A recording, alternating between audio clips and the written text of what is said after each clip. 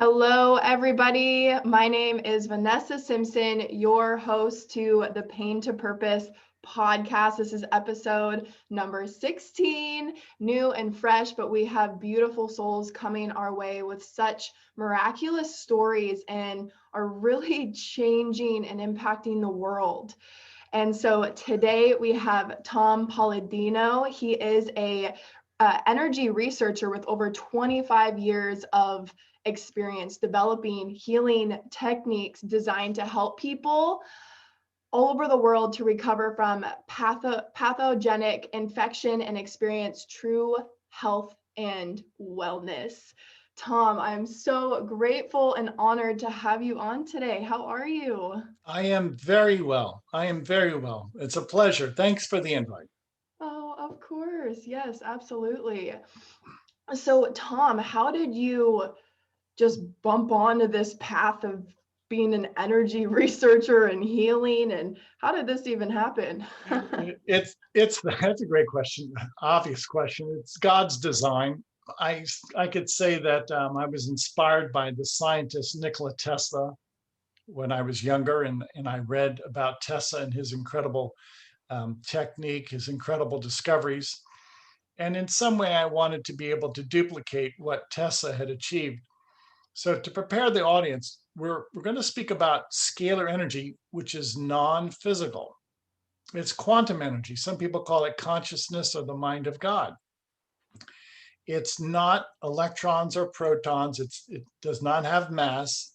This is an informational field. And the ability, the reach that you have in this information field really is unlimited. So we're going to speak about scalar energy, which is the unlimited potential of the matrix or the information field. Wow. So, where does Scalar Energy originate from? I've theorized, and I believe my theories are correct, as well as other scientists, it's the powerhouse of the universe, which are the stars. So if you look at the stars of the universe, they produce scalar energy. And when you really look at it in that macro sense or microscopic sense, it really is responsible for all energy in the universe, whether it's that of the stars or that of the human cell. So I'm working with star energy. And this star energy is not a flow of electrons. It's not electricity. I've tapped into a different dimension. Scalar energy is a different dimension than that of electromagnetic energy. So this is a new physics. This is a new textbook. This is a new branch of science. And very few people really even consider that there's two energies. There are two energies. Electricity and magnetism are valid, but the other energy, scalar energy, is poorly understood and it's not been embraced yet. So, the difference, what is the difference from your perspective between Scalar Energy and electromagnetic energy? Everything. I'll compare and contrast. Scalar energy is from God. It's perfect. It's eternal. Electromagnetic energy is a derivative of scalar energy. It only lasts for a short period of time. It experiences entropy. It is imperfect, and it leads to chaos. Scalar energy is from the stars. It serves as an unlimited source of intelligence energy, whereas electromagnetic energy is a derivative of scalar. Electromagnetic energy is limited, and the scope of what you can perform with this energy is limited. So if you look at our world today, we're working with electromagnetic energy. Thus, the outcome is determined, and it's really finite. As opposed to once we move over to scalar energy, we'll be working with an infinite energy, with an infinite series of possibilities, an infinite number of possibilities. Scalar energy is unlimited, so eventually our technology will be unlimited. And so, to facilitate using this energy, you have some technology that you've been using. Yes. I've developed scalar energy instruments. I work with a brilliant engineer, and these are functioning scalar energy instruments that allow us to access a different dimension. Now, consider this. You've heard these terms before: wormhole or parallel universe or different dimension. Some people call it the fifth dimension. There is another dimension. We live in the electromagnetic dimension. Okay, that's this world. That's the world that we live in, an electromagnetic dependent dimension. There's another dimension outside of electricity and magnetism, scalar energy. It's a massless dimension. There's no physicality to it. It's the perfect spirit dimension. So that's what I'm working with. I'm working with energy that's perfect spirit. It's the spirit of God. It really is a divine energy.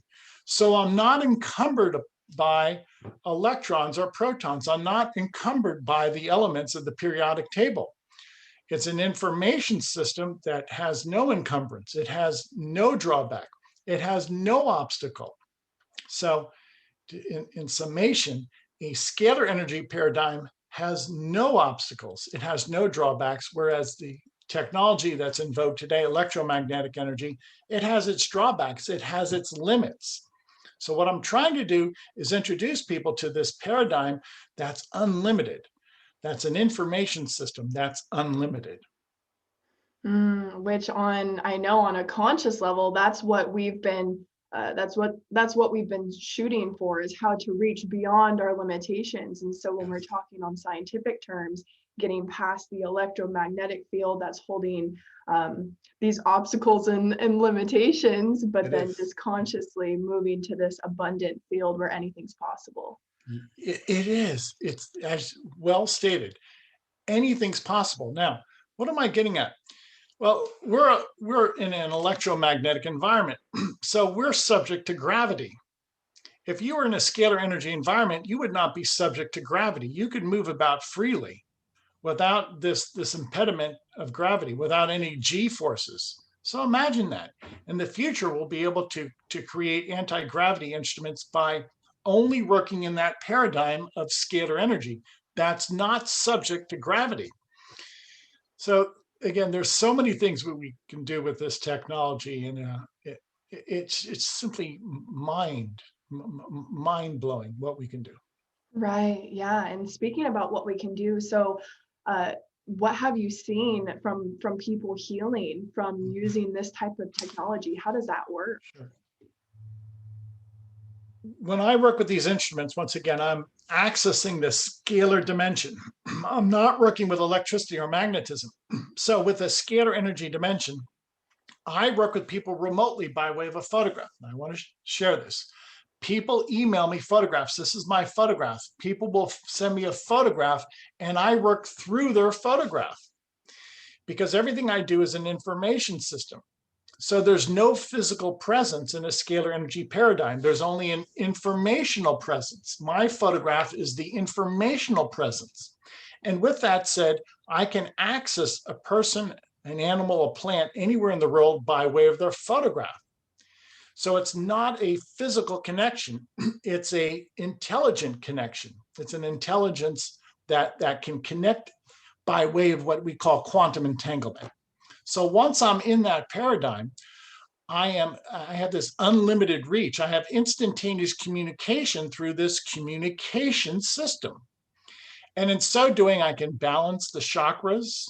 Now, all of this is non-physical. I can balance the chakras, or I can negate the molecular bonds of, say, a parasite or a bacterium. All of this is instructional. So scalar energy allows me to align the brain waves of the 7 chakras. Scalar energy allows me to negate the molecular bonds of a germ, of a microbe. I do all of this by way of their photograph. So again, this is a new branch of physics that demands a new understanding of reality. And the terms that I'm using are unique to my process with scalar energy. There really is no linguistic equivalent to electricity and magnetism. Wow. What have you, from your studies so far, what have you seen people healing from with Scalar Light? I will go on record by saying these instruments can easily break down the molecular bonds, which are non-physical, it's intelligence, or the atomic bonds of viruses. So with that said, with these instruments, I can break down the bonds, the molecular bonds of, say, the herpes virus or the HIV virus. And all of this, I accomplish all of this by way of a person's photograph. Okay, so again, this is a new approach. This is a new dynamic way of looking at reality. It has nothing to do with the electromagnetic spectrum. So it really begs to ask the question, well, how does this happen? And you only can explain this by your understanding of scalar energy. So in a scalar energy environment, you can change the information field. In other words, if a person has the information field of the herpes virus, I simply negate the information field of the herpes virus. And what happens? That information field ceases to exist and the herpes virus breaks apart. But keep in mind, this is an energetic process. It has nothing to do with physical reality because my instrument only works with non-physical reality. So in synopsis, let's use the herpes virus as an example. If I detect the herpes virus by somebody's photograph, somebody has herpes, I send information into that force field that negates the molecular bonds of the herpes virus. And the energy signal on the photograph breaks down, it breaks apart. So the herpes virus can no longer be detected. I've disassembled the herpes virus found on the photograph. Wow. How interesting in that. That must be pretty miraculous to experience. It is miraculous. It is miraculous because this really calls into mind how healing can be done at a distance. Okay. And really, it calls to mind that this is prayer or intention. A prayer is non physical, scalar energy is non physical. How that prayer acts, we don't know. It's a miracle. And how scalar energy acts, we don't know. I can only theorize. It's a miracle. And this is why I call it the miracle of scalar light. It's a divine intervention. And I have to really underscore the fact that the energy is not from me, it's from God, it's from the stars. So we're working in an energy dimension that has no physical reality. There's no electrons, there's no elements, there's no molecules, there's only information. And that information can change atomic structure, molecular structure, or elemental structure. And it's all done by way of scalar energy instrument at a distance, remotely, if you will, by way of a photograph. Is this something that we as humans can tap into ourselves, do you think? Yes. We do every day. You do this every day that you pray and meditate. Wow. So my instrument is the scientific analog of prayer. Wow, I gotcha. And that's one of my designs, to encourage people to pray or to think good thoughts or to be happy. Because ultimately, you're going to make your reality. And it really, a lot of times it starts right here with your thoughts, with your attitude. And all of that is non-physical. All of that is your disposition.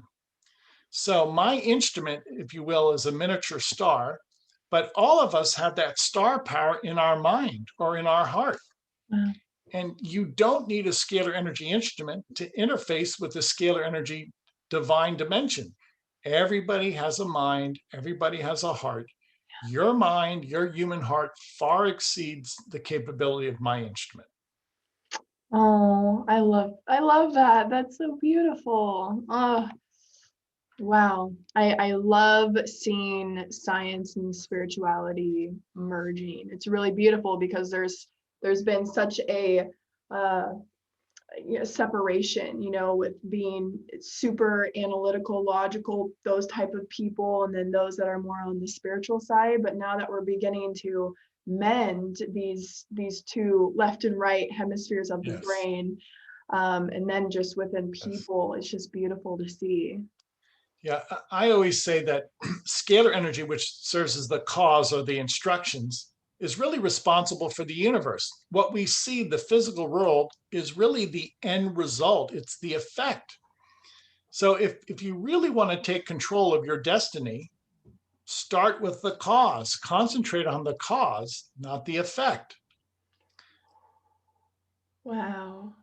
So how did researchers, physicists in the past use scalar energy? Nikola Tesla developed scalar energy towers, and he wanted to transmit this energy, this intelligence around the world to power the world. And to test as a testimony to his work, it was non-physical. And with that said, he had no electrical wires or no substation or no type of apparatus, with the exception of a tower, one single tower. He built it on Long Island. And he proposed to send energy, wireless energy around the world, which is intelligence. And that intelligence he intended to power the world. Well, the fact that this energy could travel through the earth and not lose its signal. You remember, there was only one tower in New York, and he proposed that that one tower could power the world. Well, the fact that that one tower could power the world, that in and of itself should give us a clue as to the superior technology that he was working with. One power station could have powered the world. That power station could send energy through the world to somebody in Australia without a weakness or diminution of its signal. That's quite unique. You know, electricity doesn't behave that way. So had we listened to this great inventor, Nikola Tesla, we probably would have had free energy by now, what I would consider wireless energy. But, you know, the corruption in the world, and many people realize that that there are nefarious forces out there that stop this progress. Right. Wow. So you see, or I guess you agree then, that the Scalar Energy would be able to be used as an unlimited supply for energy for our world then. It will solve our energy crisis. If Tesla could create a miniature star, he did it. We can recreate a miniature star and power the world. If you look at the universe, you see that there's an abundance, a superabundance of energy from the stars. All you have to duplicate is one star, and you could power not only this world, you can power the entire solar system. So that's what I envision in the future, to recreate Tesla's work and to recreate a miniature star. That's what he had in Long Island, New York. Wow. Wow. Oh, that's so exciting. The future. Oh. Yes. Yeah. Imagine how we are hindered today by oil exploration. It's expensive. How we're hindered today by depending upon an electromagnetic grid. You know, thank God we have it, but there's something much better than our existing power grid. And the scalar energy grid will be pennies on the dollar, much less expensive, clean, perfectly clean. You know, the stars don't pollute the universe. Scalar energy would be a miniature star that would not pollute our world. An unlimited supply of energy, as I've mentioned, and the ability to address scarcity. You know, let's face it, energy is expensive. When you have this means of unlimited energy, you know, scarcity is no longer that keen of a consideration. Wow. Oh, that makes me so excited for our future, and that you're It's very promising. Yes, and that you're such a big part of it too. And so, yeah, how does it feel to be in this field and doing this work on a day-to-day basis? Exceptionally blessed. Yeah. Exceptionally blessed. I thank God for the wisdom. I thank God for this insight and what I can achieve with this knowledge. You know, I can't stress enough to the audience that this has never been done before. This is all groundbreaking research. And if you've never heard of scalar energy, I'm not surprised. In some ways, it's suppressed to this day. But a lot of people don't consider that there's two energies. You know, if you look at most of our scientific work today, it's predicated upon electricity and magnetism, which is fine, but that's limited. And I would hope that the scientific world would take a consideration for this other energy, scalar energy, what some people call 0-point energy, which is unlimited. I'm kind of flabbergasted that the scientific world is not waking up to this. Right. Wow. And so you mentioned that, so how a session works is you work with someone's photo and it connects with their information field. And so then you're able to balance out. So the chakras, a lot of my audience is very familiar with the chakras and balancing their energy centers. let's consider that. What is a chakra? It's scalar energy. Mm, They spin. They're yeah. vortices. And what is scalar energy? Scalar energy is a spinning vortex, a spinning vortex. And those seven spinning vortices are influenced by scalar energy. So a scalar energy wave will have a direct influence upon a scalar energy chakra. By the way, this is one of the reasons why in Western medicine, the chakras are not accepted or embraced, because it's a different dimension. And because in medical science today, it's only considered the electromagnetic dimension as being relative. Okay. There's two energies, and the scalar energy dimension has a profound influence upon the human body, the human mind. But that's never been discovered, or poorly researched, I should say. And because of that, these terms chakras, a lot of people think this is, somewhat borderland science. It is not. It's real. It's very pertinent. It's very real. And this is indeed an emerging science, chakras in and of themselves, that can only be explained by way of scalar energy theory. You cannot explain seven spinning, rotating vortices by way of electromagnetic energy. It's not electricity. So the chakras are scalar energy in character, and only a scalar energy theory can explain how the seven chakras work in our information field. Wow. So I'm seeing like a scalar energy is like spirit. It's that energy of spirit of the stars. Wow. That's incredible. Oh, goodness gracious. So, can you help us to understand how scalar energy is the cause of gravity? Yes, gravity is intelligence, instructions. Now, in very simple terms, when a scalar energy is inward forcing, you'll see a increase in gravity. When you relax that scalar energy force field, relax it, and it starts to dissipate, that's anti-gravity. So inward creates gravity, outward will relax or create an anti-gravity force field.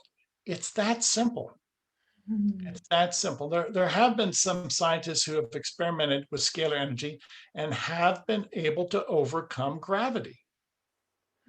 So scalar energy is the cause of gravity. Now, I'm going to go back a little bit in history. Isaac Newton was discovered what he thought to be the principle of gravity. He described it in certain electromagnetic terms. Well, God bless his effort, but he's wrong. Okay, the Newtonian concept of gravity, in which two objects are in relation to one another and there's a gravitational constant, is false. Simply stated, gravity is caused by scalar energy. You could either increase the scalar energy force field and concomitantly increase a gravity field, or you can decrease the scalar energy force field, and correspondingly the gravitational force field decreases.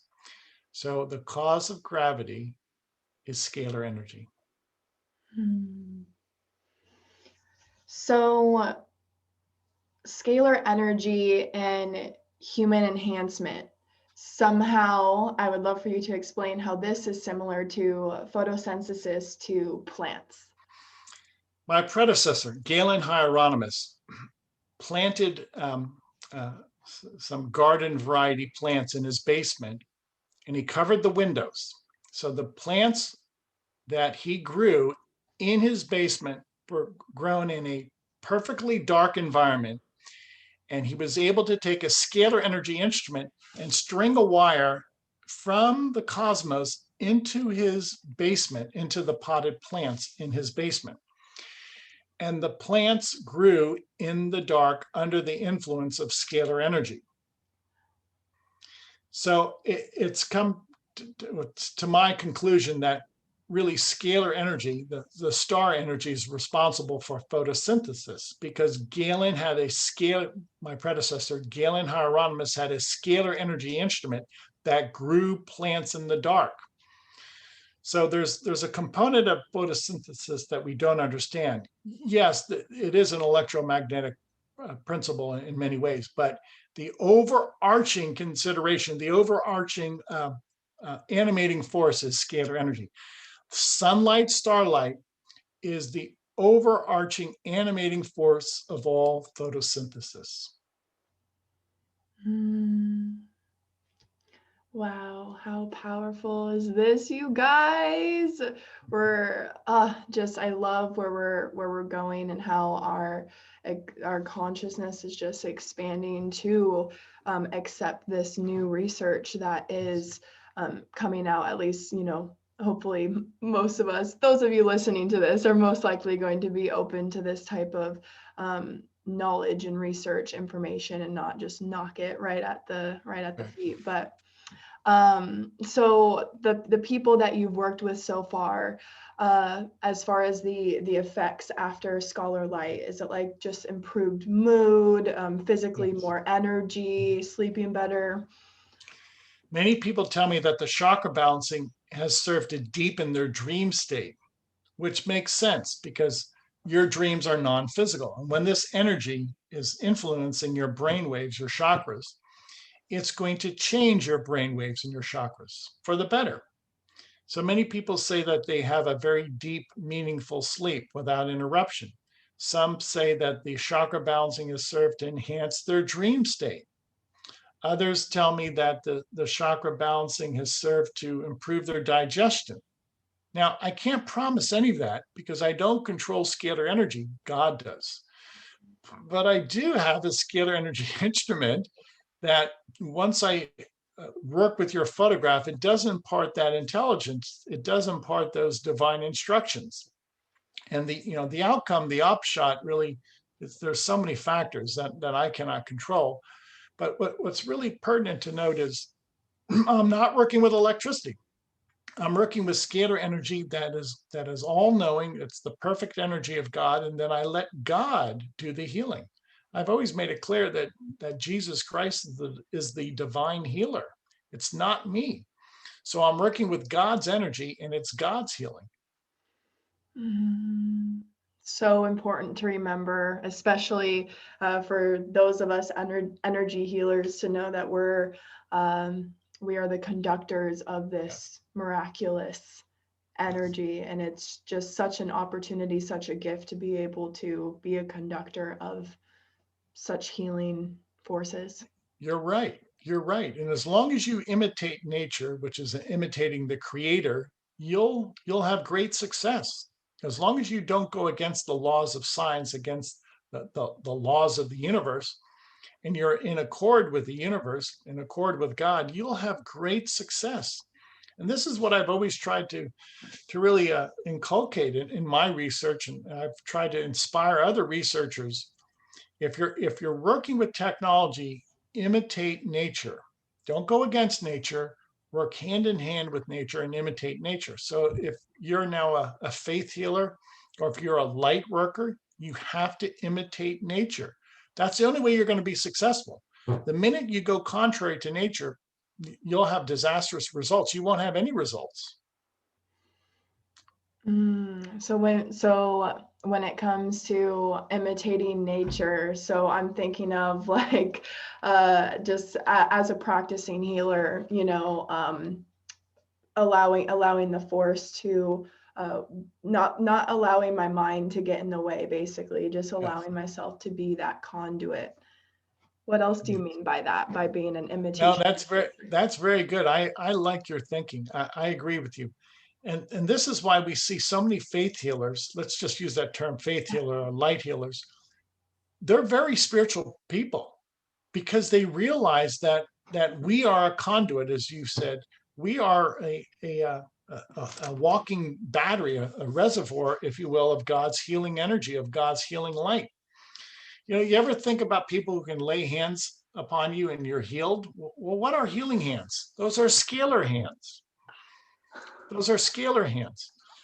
A lot of people say that some faith healers can lay their hands upon you. Yeah, it works. And is it their hand? No, it's the scalar energy. It's the light of God that's being imparted through their hand. And that's, to me, that's the most pristine, that's the most perfect healing that there is. If you know of a faith healer who has healing hands, go to that faith healer, because that faith healer is walking in God's glory. And you won't find anybody of his or her ability in any hospital or clinic. Right.